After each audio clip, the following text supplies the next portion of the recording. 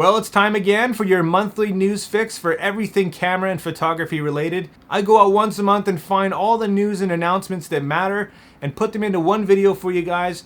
This month's no exception with Canon, Nikon, Sony, DJI, Apple, lots of big announcements. So let's jump in and see what we got this month. Here we go.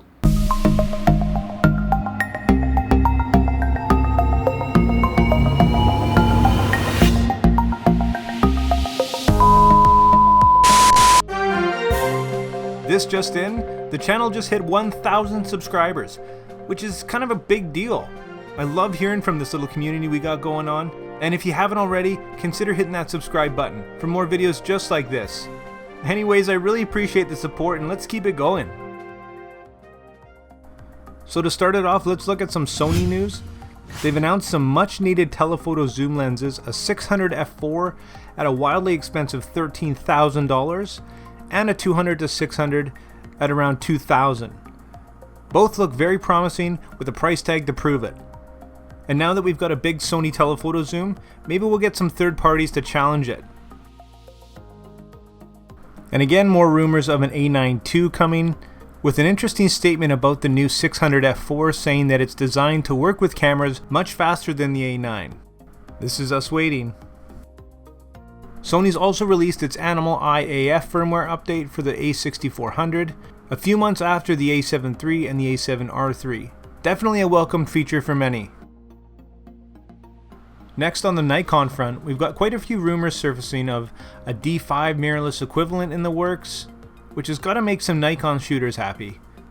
As well as talk about launching a sub $1,000 mirrorless during the second half of 2019. Could this be the Z5? And what's that going to look like? And for the pros, it sounds like a Z9 is on the way, which sounds like it's going to be quite impressive. And for Nikon, this can't come soon enough. With a hurting camera industry and sales down, they need a win. It's the end of an era, as Canon allegedly kills off their 7D line, hopefully making a move toward a mirrorless equivalent, and fast. And more exciting news for you Canon mirrorless shooters, apparently new patents and rumors about a 24 f1.4, a 135 1.8, a 100 1.4, and a 500 f4 on the way. Keep an eye out, maybe early 2020. Panasonic releases a beast of a camera in the new S1H. Very expensive, but also packed full of awesome specs. They also announced the world's fastest zoom lens, an awesome 10 to 25 f1.7.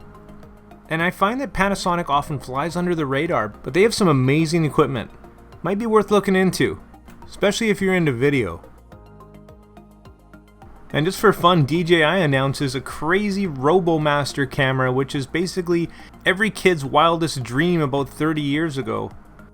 It's hard to fathom something like this being available to kids these days, which is basically a land drone that you can actually use because, yeah, you can't really fly drones anymore with all the new laws.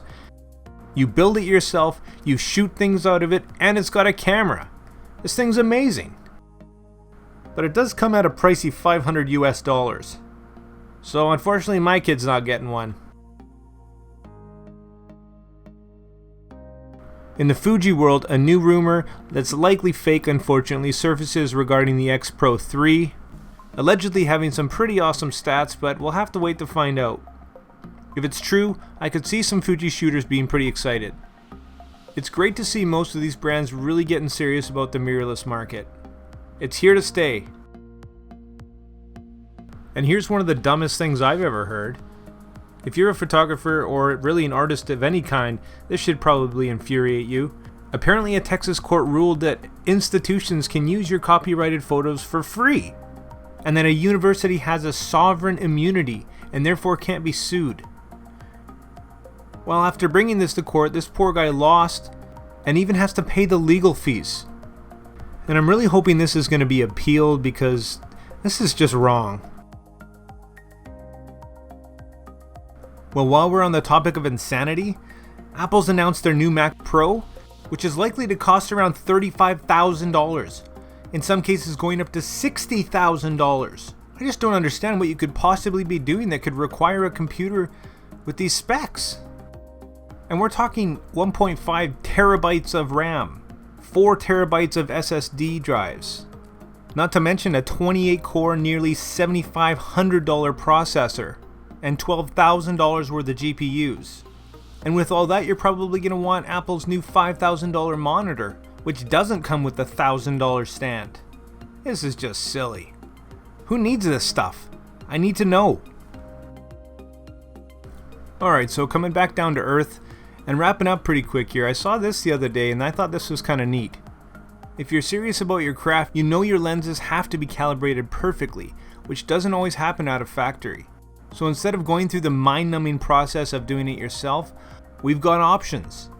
Now I haven't personally used this, but I have heard people talking about it and how much time it saves, so this is definitely something I'd be interested in. If this is something that you've used or a variation of it, let me know your experience in the comments.